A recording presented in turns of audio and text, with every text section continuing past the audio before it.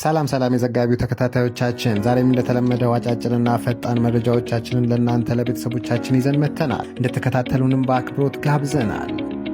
ከነገ ጀምሮ የፕላስቲክ ከረጢቶች ስስ ፌስታል ይዞ የተገኘ ግለሰብ ከ2000 ብር ጀምሮ ይቀጣል። የአካባቢ ጥበቃ ባለስልጣን ከነገ ጥር 23 ጀምሮ ለአንድ ጊዜ አገልግሎት ብቻ የሚውሉ የፕላስቲክ ከረጢቶችን የሚጠቀሙ የሚያመርቱና ወደ አገር ውስጥ የሚያስገቡ አካላትን መቅጣት ሊጀምር መሆኑን አስታውቋል። ለአንድ ጊዜ አገልግሎት ብቻ የሚውሉ ፕላስቲክ ምርቶችን ማምረት፣ ወደ ሀገር ውስጥ ማስገባትና ይዞ መገኘት የሚከለክለው አዋጅ ከሐምሌ 23 ቀን 2017 ዓ.ም ጀምሮ የጸደቀ ቢሆንም ባለስልጣኑ የ6 ወራት የሽግግር ጊዜ ሰጥቶ መቆየቱ ተገልጿል። የኢትዮጵያ አካባቢ ጥበቃ ባለስልጣን የኮሚኒኬሽን ኃላፊና ስራ አስፈጻሚ አቶ ተሾመ አቡኔ ከብስራት ሬዲዮ ጋር በነበራቸው ቆይታ እንደገለጹት እገዳው ሁሉንም አይነት ፌስታል ጥቁር፣ ነጭ፣ ትናንሽና ትልልቅ እንደሚያጠቃልልና በእጁ ፌስታል ይዞ የተገኘ ከነገ ጀምሮ እንደሚቀጣ ተናግረዋል። በመሆኑም የህግ አስከባሪዎች አስፈላጊውን ስልጠና ወስደው በየአካባቢው ለክትትል ዝግጁ የሆኑ ሲሆን ቅጣቱ ይጀምራል ተብሏል። ህጉን ተላልፎ በሚገኝ ማንኛውም አካል ላይ በእጅ ይዞ የተገኘ ግለሰብ ከ2000 እስከ 5000 ብር ቅጣት፣ ለአምራቾች አከማቾችና ከፋፋዮች ከ50,000 እስከ 200,000 ብር ቅጣትና እስከ 5 ዓመት የሚደርስ ጽኑ እስራት እንደሚያስቀጣ አቶ ተሾመ አቡኔ ጨምረው ለብስራት ሬዲዮ ተናግረዋል። የህዳሴ ግድብ የዘመናችን አድዋ ነው። የባርቤዶሷ ጠቅላይ ሚኒስትር ሚያ ሞትሊ።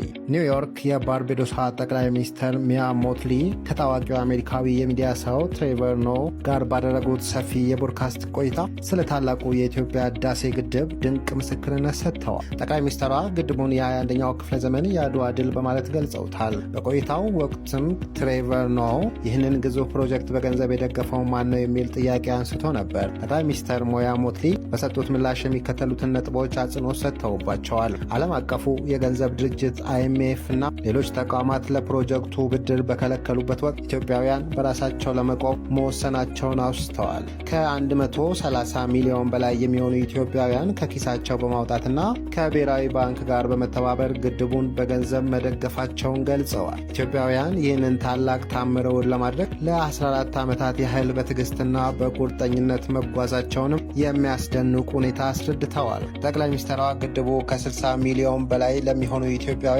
የኤሌክትሪክ ኃይል የሚያቀርብ የህልውና መሰረት መሆኑንም ጠቁመዋል። ፕሮጀክቱን ለማመን በአካል ሄዶ ማየት እንደሚገባ መክረዋል። እኔ እንደዚህ አይነት ታምር አይቼ አላውቅም በማለትም የግድቡ ግርማ ሞገስ አድንቀዋል። ይህ ምስክርነት ለኢትዮጵያ ትልቅ የዲፕሎማሲ ድል ነው። 14 ዓመታት ማለት ለአንድ ትውልድ ረጅም ጊዜ ቢሆንም ኢትዮጵያውያን ግን በኢኮኖሚ ነጻነታቸው ላይ እንደማይደራደሩ ለዓለም ያሳዩበት የጽናት ትምህርት ቤት ሆኗል። ጠቅላይ ሚኒስትሯ ግድቡን ከአድዋ ድል ጋር ማያያዛቸው ኢትዮጵያ ከአሁንም ለአፍሪካውያንና ለጥቁር ህዝቦች የነጻነት ፋና ዋጊ መሆኗን ዳግም አረጋግጠዋል።